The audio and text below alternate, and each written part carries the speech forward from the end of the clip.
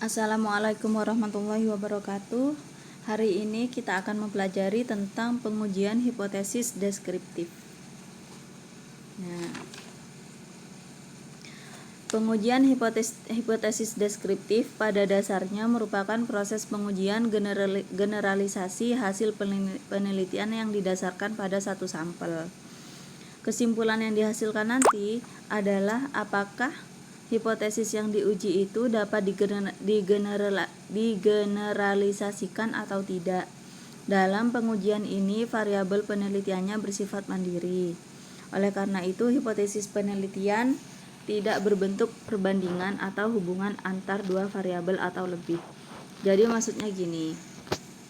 Kemarin kan saya suruh kalian buat makalah tentang 3 macam pengujian. Ya, 3 macam pengujian 3 macam hipotesis. Ada hipotesis deskriptif, komparatif, dan asosiatif ya. Nah, yang akan kita bahas hari ini adalah pengujian hipotesis deskriptif. Nah, kalau deskriptif itu berarti kita tidak membandingkan dan juga tidak menghubungkan variabel satu atau variabel lainnya. Jadi kita hanya yang menggambarkan apa yang akan diteliti saja. Variabelnya hanya satu, seperti itu.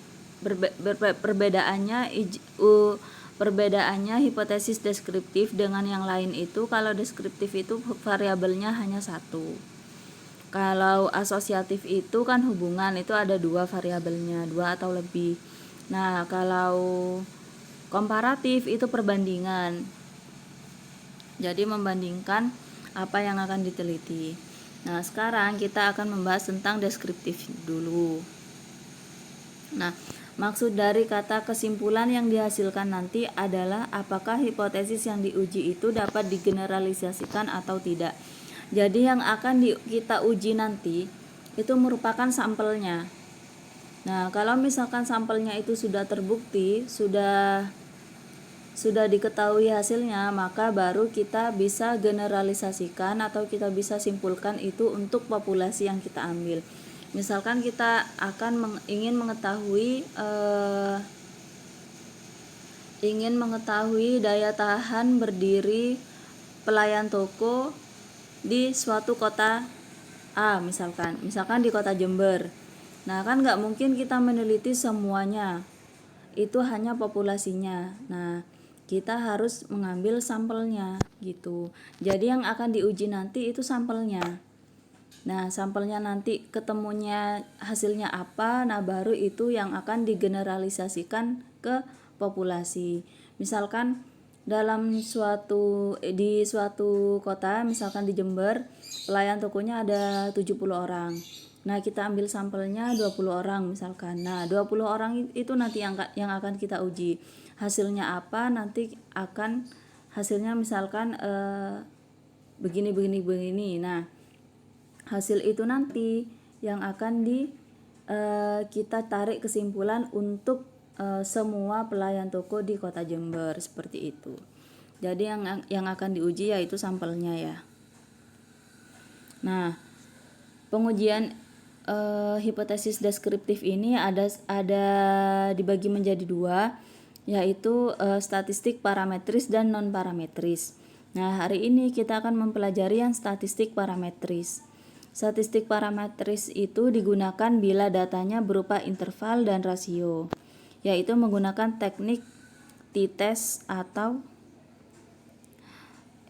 menggunakan teknik t-test satu sampel ya. Nah, kemudian rumus t-testnya seperti ini. Rumus t-testnya T itu merupakan nilai yang dihitung. X bar ini merupakan rata-ratanya. Terus mu 0 ini merupakan nilai yang dihipotesiskan. Nah, kemudian S merupakan simpangan baku dan N itu jumlah anggota sampel. Seperti itu ya. Nah, teknik t-test satu sampel. Nah, teknik t-test satu sampel ini ada uji 2 pihak, ada uji 1 pihak. Uji satu pihak dibedakan lagi menjadi uji pihak kiri dan uji pihak kanan. Ini akan kita bahas di materi selanjutnya. Sekarang yang akan kita bahas hanya uji dua pihak dulu.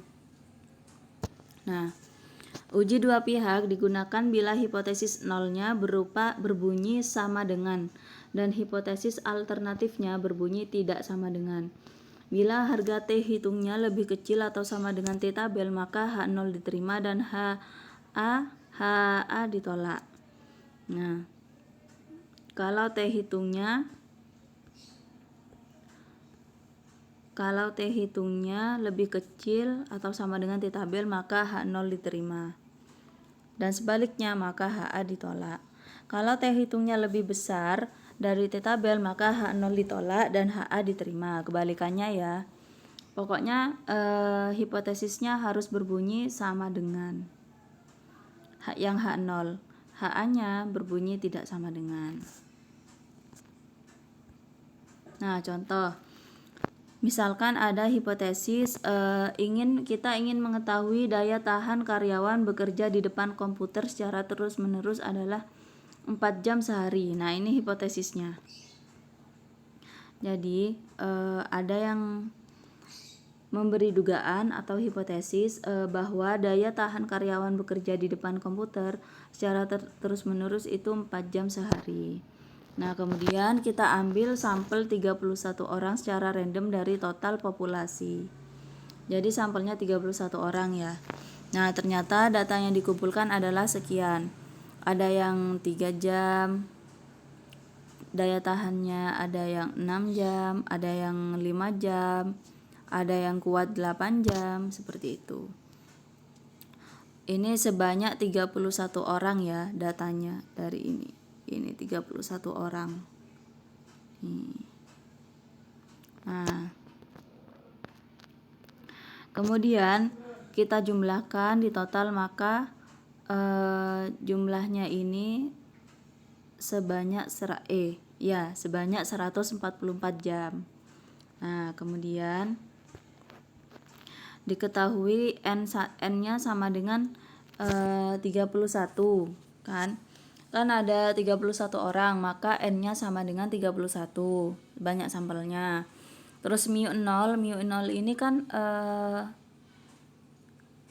nilai yang dihipotesiskan kan nilainya 4 jam per hari ya. Terus rata-ratanya berarti 144 dibagi 31 orang, banyaknya orangnya, yaitu sama dengan 4,645 jam. Nah, simpangan bakunya diketahui 1,81. Caranya nyari simpangan baku kan sudah kita bahas ya, tidak perlu dibahas lagi. Nah, jadi rata-rata karyawan untuk berada di depan komputer tanpa berhenti adalah 4,645 per hari. Nah, itu rata-rata karyawan dari 31 orang itu ya, atau dari jumlah sampelnya itu. Ternyata dari sampelnya itu kuatnya 4,645 jam. Nah, selanjutnya rata-rata tersebut akan diuji apakah ada perbedaan secara signifikan atau tidak dengan nilai yang dihipotesiskan, yaitu 4 jam per hari. Nah, kita gunakan rumus t-test. T sama dengan X bar min mu0 per S dibagi akarnya dari N. Nah, kemudian kita substitusikan satu-satu nilainya sehingga diperoleh T hitungnya yaitu 1,98. T hitungnya ketemu ini ya. Nah, kemudian kita lihat tabel. Nah, dengan melihat derajat kebebasannya, yaitu cara menentukan derajat kebebasan ini, caranya yaitu sampel dikurangi 1. Kan sampelnya 31 dikurangi 1 sama dengan 30, berarti derajat kebebasannya sama dengan 30. Nah, dengan taraf kesalahan 5% dengan menggunakan uji dua pihak, maka nilai tabelnya T sama dengan 2,042. Nah, coba ya, bentar ya.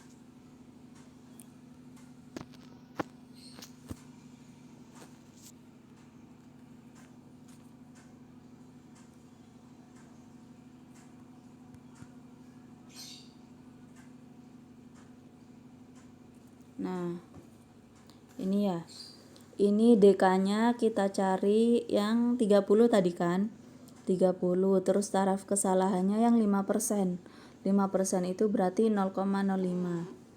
Kita tarik, ternyata T tabelnya ini. Ini ya. 2,042. Nah, ketemu 2,042. Kemudian, nah, sudah tahu caranya ya. 2,042 terus T hitungnya tadi berapa? T hitungnya tadi 1,98.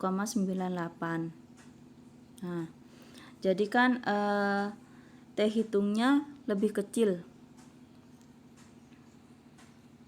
T hitungnya lebih kecil dari T tabel. Nah, kesimpulannya kalau T hitung itu lebih kecil dari T tabel, nah maka H0 diterima dan HA ditolak. Artinya hipotesis yang menyatakan bahwa daya tahan pegawai bekerja di depan komputer tanpa terganggu sama sekali adalah 4 jam dapat dipergunakan untuk semua populasi. Nah, jadi H0-nya kan tadi ada dugaannya kan pegawai bekerja di depan komputer tanpa terganggu sama sekali adalah 4 jam. Nah, ternyata memang benar. Sehingga dari uji sampel ini dapat ditarik kesimpulan untuk semua populasinya. Jadi di satu kota itu memang tahannya pegawai bekerja di depan komputer yaitu sebanyak 4 jam per hari. Seperti itu ya. Ada yang ditanyakan lagi? Kalau nggak ada kita akhiri ya. Lanjut diskusi dan tugas di LMS. Saya akhiri. Assalamualaikum warahmatullahi wabarakatuh.